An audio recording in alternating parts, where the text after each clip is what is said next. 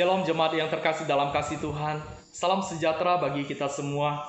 Kita bersyukur kepada Tuhan hari ini kita boleh memasuki hari keempat di bulan Juli ini. Tinggal 15 hari atau tepatnya tanggal 19 Juli ke depan. Kita boleh diizinkan oleh pusat, oleh sinode untuk boleh memulai kembali ibadah di gedung gereja. Biarlah dalam masa-masa penantian ini kita boleh terus mengandalkan Tuhan, kita boleh terus meminta Tuhan untuk boleh memimpin, dan kiranya Tuhan yang boleh terus meneguhkan kita melalui akan setiap firman yang boleh kita baca dan kita renungkan bersama. Saudara, pagi hari ini saya ingin mengajak kita merenungkan satu firman di dalam Injil Yohanes 15 ayat yang pertama sampai yang ke-8. Namun saya akan membacakan ayat yang ke-8 bagi kita. Dalam hal inilah Bapakku dipermuliakan, yaitu jika kamu berbuah banyak, dan dengan demikian kamu adalah murid-muridku. Bapak Ibu Saudara yang terkasih dalam kasih Tuhan, pernah tidak kita tanam tanaman, tapi tanaman tersebut tidak menghasilkan buah? Padahal kita sudah rajin kasih pupuk, sudah kasih siram air, tidak menghasilkan buah. Padahal waktu berbuah sudah saatnya. Pasti kita akan merasa jengkel. Aduh, pokoknya perasaan tidak enak deh. Kenapa tanamanku ini tidak menghasilkan buah? Tapi kalau tanaman kita menghasilkan buah, kita pasti akan senang sekali, bukan? Karena kita bisa menikmati hasil yang kita tanam sendiri. Demikian juga di dalam hal kekristenan. Kita juga harus menghasilkan buah yang akhirnya buah itu mempermuliakan akan nama Tuhan. Dan Tuhan senang atas kehidupan kita.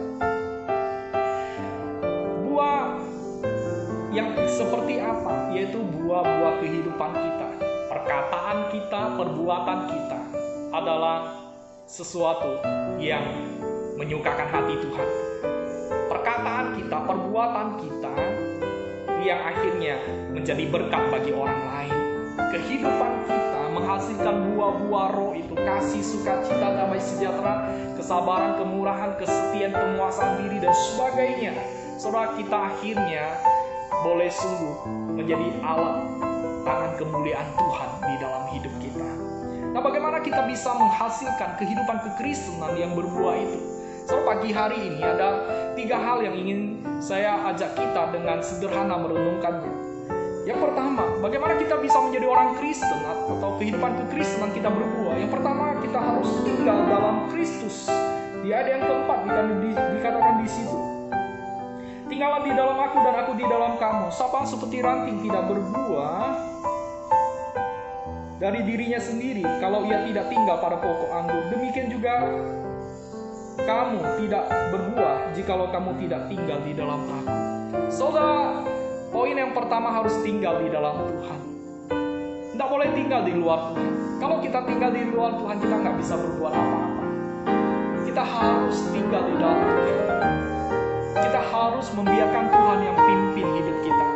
Ada firman Tuhan yang boleh menuntun hidup kita, dan ada firman yang menegur kita, ada firman yang membimbing kita. Maka kita harus membiarkan firman itu, membiarkan Tuhan yang boleh memimpin akan kita. Dan yang kedua, bagaimana kita bisa menjadi orang Kristen yang menghasilkan buah?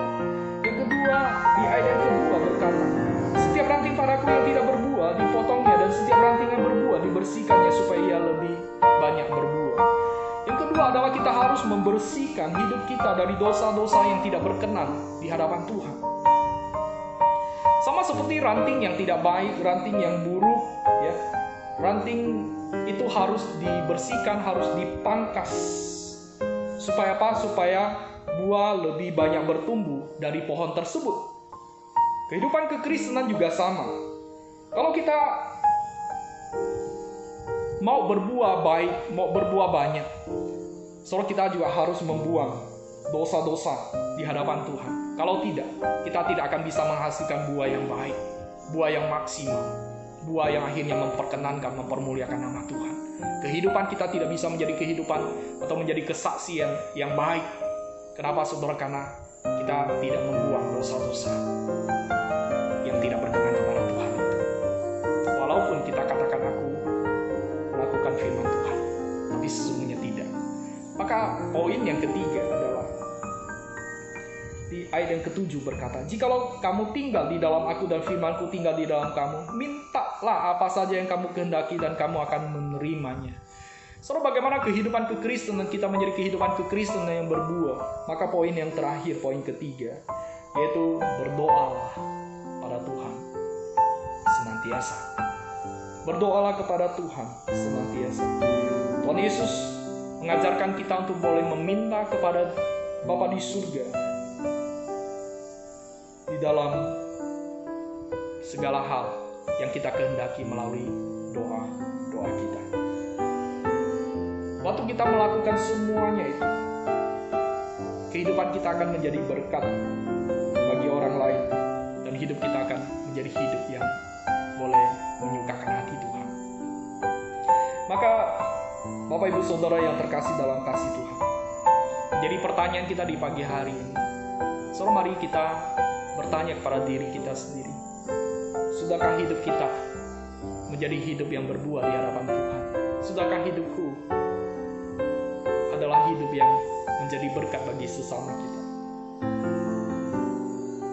Saudara, kalau belum, mari kita terapkan ketiga hal tersebut.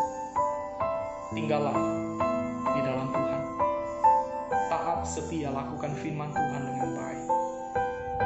Izinkan Tuhan untuk memimpin, izinkan Tuhan untuk boleh memproses hidup.